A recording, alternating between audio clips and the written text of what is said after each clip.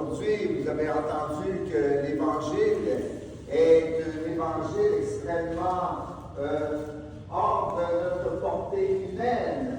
Aimer nos ennemis, prier pour ceux qui nous calomnient, etc. Et vous savez, quand on regarde les enfants d'une même famille, très souvent on voit des ressemblances entre les enfants et les parents. Ah, c'est le portrait de son père tout craché, ce petit garçon-là. Ou on dit, cette petite fille-là, elle a le même sourire que sa maman. Elle a le garçon, il a le même nez que son père. Alors, on a toutes sortes de ressemblances physiques, mais même de notre personnalité. On voit dans sa démarche, là, il marche comme son père. Hein? Elle a la même grâce que sa maman. Hein? Voilà. Et ce qui est vrai humainement, c'est aussi vrai spirituellement. Par le baptême, frères et sœurs, nous devenons enfants de Dieu. Et le Seigneur nous donne sa vie divine et elle veut justement faire que nous puissions ressembler à notre Père du ciel, qui est amour. Et Jésus, bien justement, c'est le Fils parfait de Dieu. En lui, eh bien, on voit le Père. Qui m'a vu, a vu le Père, disait Jésus. Donc, Dieu voudrait justement, notre Père voudrait voir que ses enfants lui ressemblent. Et Jésus, dans l'Évangile, va nous donner la caractéristique, justement, parfaite de l'enfant de Dieu qui va refléter Dieu, notre Père, qui est amour.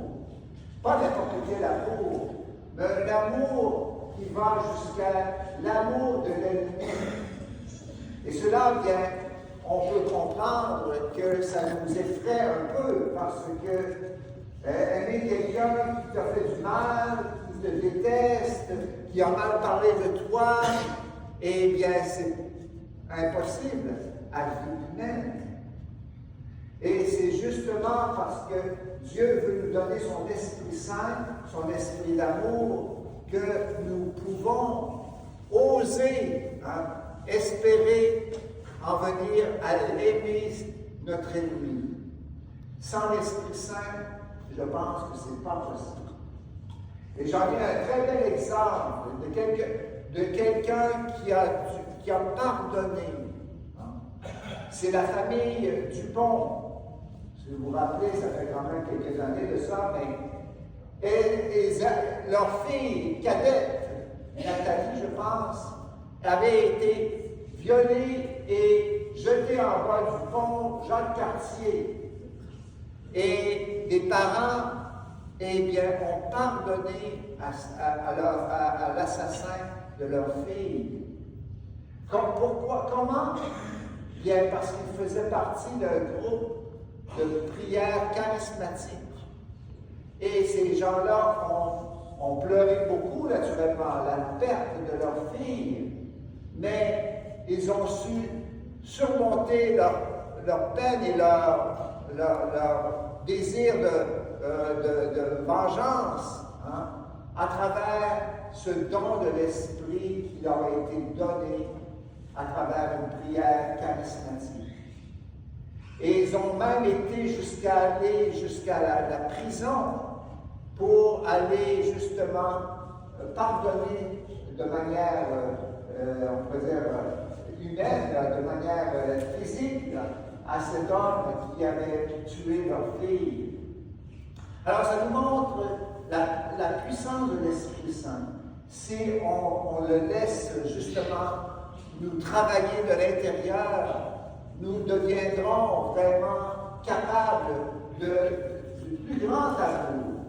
L'amour de Dieu qui aime pas seulement ceux qui l'aiment, mais qui aime tous les humains, spécialement ceux qui ne l'aiment pas, ceux qui pêchent, ceux qui font du mal.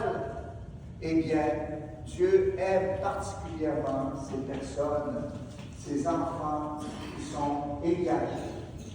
Et une autre qualité que nous devrions refléter, c'est la générosité de l'amour. Jésus nous parle justement d'un amour qui n'est pas calculateur, parce que Dieu nous aime sans compter. Et alors, bien justement, il nous dit dans l'Évangile, la mesure dont vous vous servez pour les autres servira aussi pour vous. Et à ce propos, il vient toujours cette belle légende de Tagore qui nous rappelle justement l'importance de ce don de soi qui ne compte pas et qui se donne totalement. C'est un mendiant qui était sur le coin d'une rue, et voilà qu'un beau carrosse se passe devant lui et s'arrête. C'était le carrosse du roi. Et le roi sort de son carrosse, et l'homme, le mendiant, s'attendait à recevoir une grosse aumône. Mais, au contraire, le roi va tendre la main au pauvre. Et le pauvre, un peu décontenancé, il ne s'attendait pas à ça. Il le cherche dans sa besace, et il y avait un pain. Alors il va découper, trancher une tranche de pain très fine pour la donner au roi. Et le roi l'a remercié, et il est remonté dans son carrosse et il est reparti. Et le soir, le pauvre a fait le compte des aumônes qu'il avait reçues dans la journée. Il ouvre sa besace et qu'est-ce qu'il trouve? Une fine tranche d'or pur. Et là, il a réfléchi à lui-même, il a dit, ah, comme j'aurais dû donner tout mon pain, parce que j'aurais maintenant de l'or, un gros morceau, grosse quantité d'or.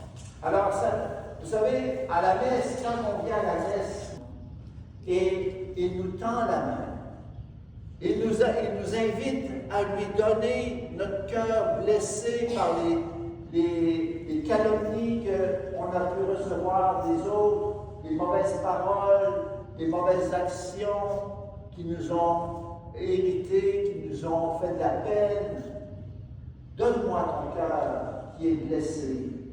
Et moi, en échange, je te donnerai mon cœur qui a aimé tous les hommes, toi et tous les méchants, pour te donner la miséricorde, cette capacité de pardonner, pour te libérer du mal et te donner la paix profonde du cœur.